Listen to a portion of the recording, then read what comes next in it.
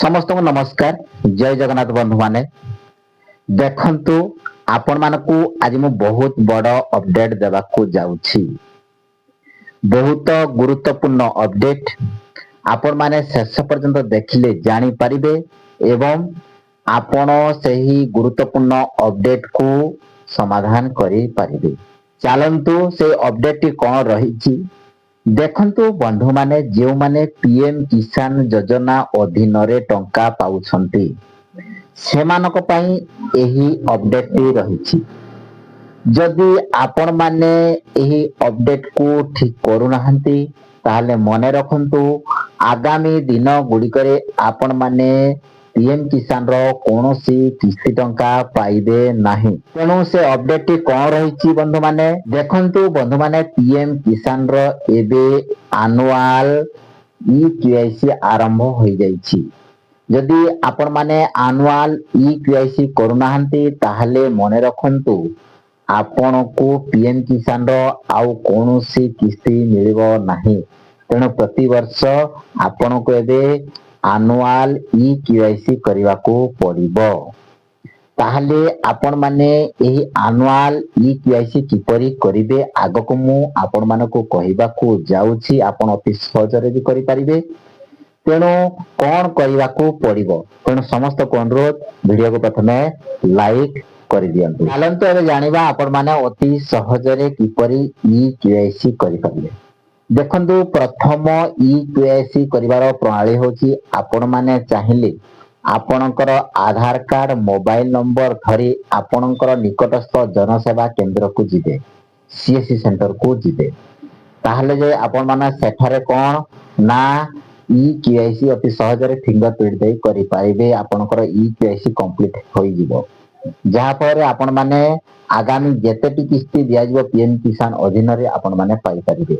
नहले जदि आपण ई-केवाईसी करनाते ताहले जेतेटी किस्ती आगको देवार अछि आपण गोटे किस्ती टंका पाइबे नाही 2000 टंका पाइबे नाही मने रखंतु।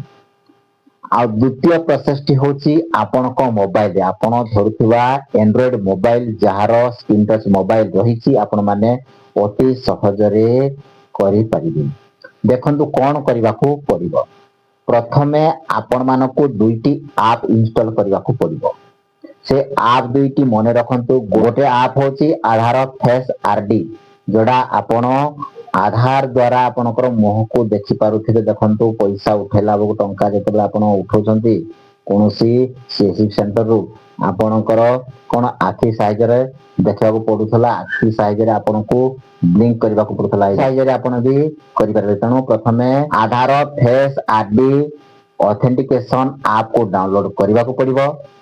तापरे द्वितीय ऐप टी आपण मानको मने रखंतु ताहा होउची कोन ना पीएम किसान जीओआई ऐप। यदि आपण प्ले स्टोर को जिबे सेठी सर्च करबे पीएम किसान जीओआई ऐप ओटे रहिछि पीएम किसान रो ऐप रहिछि सेही ऐप को डाउनलोड करबा को पड़िबो। प्रथमे आपण इंस्टॉल कर देबे। इंस्टॉल कला परे ओपन करिवे। ओपन कला परे आपण को देखंतु प्रथमे गोटे मोबाइल नंबर अपडेट आपण मोबाइल नंबर अपडेट को छाड़ देबे। जदि मोबाइल नंबर अपडेट करना ते अपडेट भी करि परिबे। मोबाइल नंबर अपडेट ता परे लॉगिन रहिछि लॉगिन को क्लिक करिवे। लॉगिन को क्लिक कला परे ता परे देखंतु आपण केउ डिपार्टमेंट रे लॉगिन करबा को चाहते आपण आठी सिलेक्ट करिवे। देखो सिलेक्ट देइथो बेनिफिशियरी लिखाइथो बेनिफिशियरी ऊपर सिलेक्ट करिवे। बेनिफिशियरी ऊपर सिलेक्ट कला परे तापरे देखंतु बंधु माने आपण कोन करिवे ना आपणकर गुडे देइथबो रजिस्ट्रेशन आईडी आ गुडे देइथबो आधार नंबर। आपण आधार रे सिलेक्ट करके आपण आधार नंबर दे देबे। आधार नंबर दे देला पर देखंतु तळे देइथबो कोन आपण को स्कैन स्कैन ऊपर आपण कोन करिवे ना जते आधार देला पर स्कैन ऊपर फेस स्कैन ऊपर क्लिक कर देबे। तापर देखिबे किछि कंडीशन अछि आपण सेही कंडीशन ब्लॉक ऊपर टिक कर देबे। गोटे बॉक्स थिबो बॉक्स ऊपर टिक करिवि आपण स्कैन करिवे।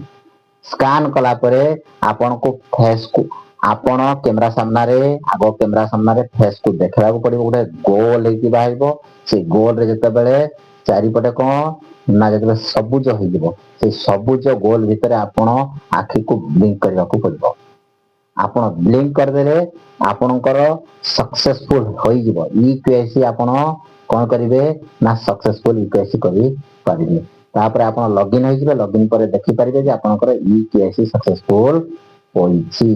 ଏହା ହେଉଛି ଅତି ସହଜ ପ୍ରୋସେସ। ଆପଣ ମୋବାଇଲ ସାହାଯ୍ୟରେ ଆପଣଙ୍କର ଇକେଆଇସି କମ୍ପ୍ଲିଟ କରିପାରିବେ। ଯଦି ଆପଣ ଇକେଆଇସି କରୁନାହାନ୍ତି ତାହେଲେ ଆପଣ କୌଣସି କିସ୍ତି ପିଏମ କିଷାନ କୌଣସି କିସ୍ତି ପାଇବେ ନାହିଁ। ତେଣୁ ପ୍ରତିବର୍ଷ ଏବେ ଇକେଆଇସି କରିବା ବାଧ୍ୟତାମୂଳକ।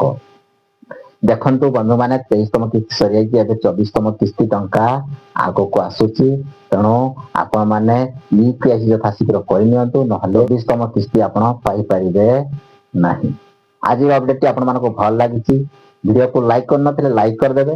ଚ୍ୟାନେଲ ଯଦି ଆପଣ ପ୍ରଥମ ଥର ଭିଡିଓ ଦେଖୁଛନ୍ତି ସବସ୍କ୍ରାଇବ କରିନାହାନ୍ତି ନିହାତି ଏବେ ହିଁ ସବସ୍କ୍ରାଇବ କରି ରଖିଥାନ୍ତୁ। ଆଗକୁ ଏହିପରି ନୂଆ ନୂଆ ଭିଡିଓ ସବୁ ଆସିବ। ଭିଡିଓକୁ ସମସ୍ତଙ୍କ ପାଖକୁ ସେୟାର କରିଦେବେ ଏବଂ ଅଲ୍ ନୋଟିଫିକେସନ ଅନ୍ କରି ରଖିଥିବେ। ଏବଂ ଆପଣଙ୍କର ପିଏମ କିଷାନ ରିଗାର୍ଡିଂ କିଛି ଯଦି ସମସ୍ୟା ରହିଛି, କିଛି ଭୁଲ ରହିଛି, ନିହାତି କମେଣ୍ଟ ବକ୍ସ ଅଛି, କମେଣ୍ଟ ବକ୍ସରେ କମେଣ୍ଟ କରିବେ। ଦେଖନ୍ତୁ ବନ୍ଧୁମାନେ ଏହା ହେଉଛି ବହୁତ ଗୁରୁତ୍ୱପୂର୍ଣ୍ଣ ସୂଚନା। ଆପଣ ହାଲକା ଭାବେ ନେବେ ନାହିଁ। ଆପଣଙ୍କର ଇକେଆଇସି ନିହାତି ଜରୁରୀ। ଆପଣମାନଙ୍କୁ ଆମେ ବାରମ୍ବାର ସଚେତନ କରାଉଛୁ ଆପଣମାନେ କିପରି ସରକାରୀ ଯୋଜନା ଗୁଡ଼ିକ ପିଏମ କିଷାନ ହେଲା, ସୁଭଦ୍ରା ଯୋଜନା ହେଲା, ସିଏମ କିଷାନ ହେଲା, ସବୁ ଟଙ୍କା ସୁରୁଖୁରୁରେ କିପରି ପାଇପାରିବେ ଏବଂ ଆପଣଙ୍କର କିଛି ଭୁଲ ଭଟକା ରହିବ ନାହିଁ। ଆପଣଙ୍କର କୌଣସି କିସ୍ତି ଯେପରି ଫେରିଯିବ ନାହିଁ। ସରକାରଙ୍କର ସବୁ କିସ୍ତି ଆପଣମାନେ ପାଇପାରିବେ। ଆଉ ଗୋଟେ ମନେ ରଖନ୍ତୁ, ଆପଣଙ୍କର ବ୍ୟାଙ୍କ ସହିତ ଯଦି ଡିବିଟି ମୋଡ ଆକ୍ଟିଭ ନାହିଁ ତାହେଲେ ବି ଡିବିଟି ମୋଡ ଆକ୍ଟିଭ କରିନିଅନ୍ତୁ। ଇକେଆଇସି କରିବେ ତାପରେ ଡିବିଟି ମୋଡ ନିହାତି ଆକ୍ଟିଭ କରିବେ।